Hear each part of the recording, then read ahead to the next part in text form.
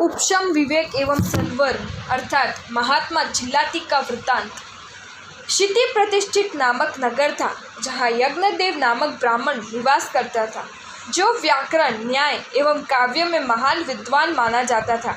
विद्या के साथ उसको विद्या का अहंकार भी था, जिसके कारण वह स्थान स्थान पर कहता कि मुझ पर जो विजय प्राप्त करेगा उसका मैं शिष्य बनूंगा। एक बार एक क्षुल्लक साधु ने उसे जीत लिया, अतः यज्ञदेव ने जैन दीक्षा अंगीकार की। वह चारित्र का अच्छी तरह पालन करता, परंतु वस्त्रों की मलिनता की निंदा करता और कहता कि जैन धर्म में सब श्रेष्ठ है, परंतु स्नान करने की आज्ञा नहीं है, ये ठीक नहीं है। एक बार वह भिक्षा लेने के लिए निकला और घूमता घूमता वह अपने ही घर आ पहुंचा। पति को देखकर ब्राह्मणी के मन में मोह उत्पन्न हो गया और उसने उन पर जादू टोना कर दिया। मुनि व्रत में दृढ़ थे, जिससे ब्राह्मणी का जादू टोना चला नहीं, परंतु दिन प्रतिदिन मुनि की देह क्षीण होती गई।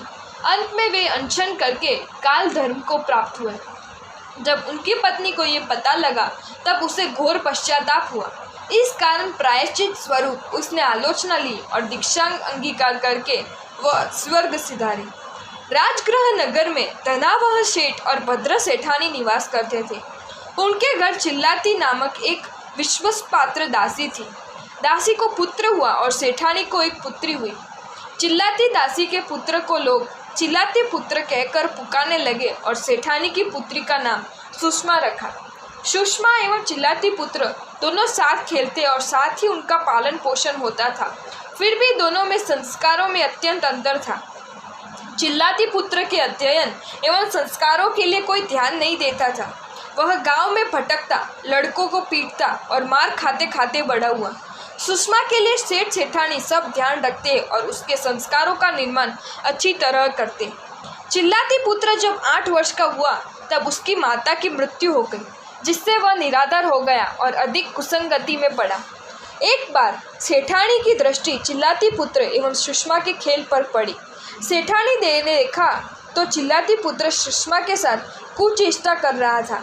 सेठानी ने ये बात सेठ को कही। इस पर सेठ ने उसे निकाल दिया। चिल्लाती पुत्र निरंकुश हो गया। उसे सब कोई कहने वाला अथवा टोकने वाला नहीं था। धीरे धीरे वह चोरों की संगति में पड़ता गया, मदिरा पान करने लगा तथा लुटेरों के दल में सम्मिलित हो गया। तत्पश्चात उसने एक पल्ली बसाई और उसका अधिपति बन गया। चिल्लाती पुत्र सुषमा को भूलने का भरसक प्रयत्न करता, परंतु वह उसे विसरा नहीं सका और सुषमा भी चिल्लाती पुत्र के अवगुणों का तिरस्कार करती, फिर भी किसी भी प्रकार से वह उसे भूल नहीं सकी। चिल्लाती 18 वर्ष का हो गया। उसने अनेक साथी एकत्रित किए। उसकी देह हृष्ट-पुष्ट एवं भव्य थी तथा मन क्रूर था। एक लुटेरे में जो विशेषताएं होनी चाहिए वे सब उसमें थी। एक बार उसने अपने साथियों को कहा, आज हमें राजगृह में धनावह के भवन पर लूट करनी है। धन तुम्हारा और उसकी पुत्री मेरी। चोरों ने शर्त स्वीकार की। ठीक मध्याह्न का समय था। चिलचिलाती धूप तप रही थी। इतने में झाड़ी में से 40-50 लुटेरों का दल आया और राजगृह के पिछले द्वार से प्रवेश कर वणिकों की गली में प्रविष्ट हुआ। लोगों ने अत्यंत चीख पुकार मचाई, परंतु नगर रक्षकों के आने से पूर्व ही चोर धन के ढेर लेकर और चिल्लाती सुषमा को लेकर भाग गया। सेठ ने कहा, धन तो कल प्राप्त हो जाएगा, परंतु लुटेरे मेरी पुत्री को उठा ले जाए, ये मैं जीते जी कैसे सहन कर सकता हूँ। मुझे धन की आवश्यकता नहीं है, मुझे मेरी पुत्री ला दो। नगर रक्षक दौड़े। सेठ ने भी 5 पुत्रों को साथ लेकर चोरों का पीछा किया। चिल्लाती को सुषमा के प्रति प्रेम एवं मोह है। उसे अनेक बातें पूछने का उसका मन है और सुषमा को भी चिल्लाते के प्रति मोह होते हुए भी उसे अनेक बातों में सीख देने की उसकी इच्छा है, परंतु न तो इस समय चिल्लाती का चित ठिकाने और न सुषमा का। बार बार रुकती सुषमा को वह हाथ पकड़कर खींचता है। इतने में सुषमा के पाँव में कांटा चुभ जाता है। रक्त की धारा बहने लगी।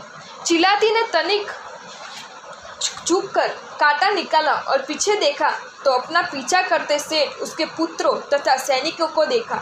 सुषमा घबरा गई, अतः चिल्लाती ने तुरंत उसे कंधे पर उठाया और तीव्र गति से दौड़ने लगा।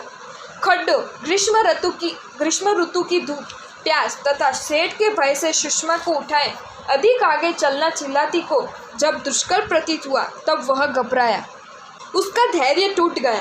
सुषमा को लेकर मैं अब यहाँ से नहीं भाग सकूंगा, यह निश्चय हो गया। परंतु पूर्व जन्म की स्नेही सुषमा को छोड़ी भी कैसी जाए, इस प्रश्न ने उसे असमंजस में डाल दिया। चिलाती एवं शेठ के मध्य अंतर कम रह गया था। इस समय उसके पास अधिक सोचने का समय नहीं था। अब चिलाती के पास सुषमा को सौंपकर सेठ के अधीन होना अथवा सुषमा को छोड़कर भाग जाना, ये दो ही मार्ग थे। इतने कष्टों से उठाई हुई सुषमा को पुनः सौंपकर बंदी बनूं और लोग नगर में मेरी और अंगुली उठाए, इसकी अपेक्षा तो मैं मृत्यु क्या बुरी है।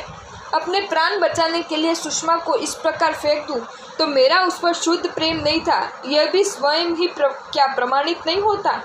ओ चिल्लाती, रुक जा, तूने मेरा अन्न खाया, मेरे घर पला और तू मेरी पुत्री को भगाकर मुझे लोगों में बदनाम मत कर। छोड़ दे सुषमा को। भय, शोक एवं क्रूरता से सेठ चिल्लाया। भय से कांपती सुषमा का निस्तेज चेहरा चिल्लाती ने देखा और देखते ही उसके मन में भीषण दुर्विचार आया कि खाऊं नहीं तो फेंक तो दूं, और उसने सुषमा बनेगी तो मेरी, अन्यथा किसी की नहीं। ये सोचकर एक ही झटके में उसका सिर काटकर हाथ में लेकर वह पर्वत की खाइयों में उतर गए। धना हुआ सेठ सुषमा के मृत धड़ के पास आकर फूट फूट कर रोए। लुटेरे का पीछा करके मैंने भूल की अथवा ठीक किया, उसका वे कोई निर्णय नहीं कर सके। वे शोकाकुल बने नगर की ओर लौट चले। पुत्री की ऐसी करुण मृत्यु के सेठ के हृदय विरक्त हो गया और अल्प समय में ही घर परिवार छोड़कर उन्होंने संयम ग्रहण कर लिया। अगर आपको ये वीडियो अच्छा लगा हो तो इस वीडियो को लाइक करें और मेरी channel Jain facts and stories को सब्सक्राइब करें। धन्यवाद।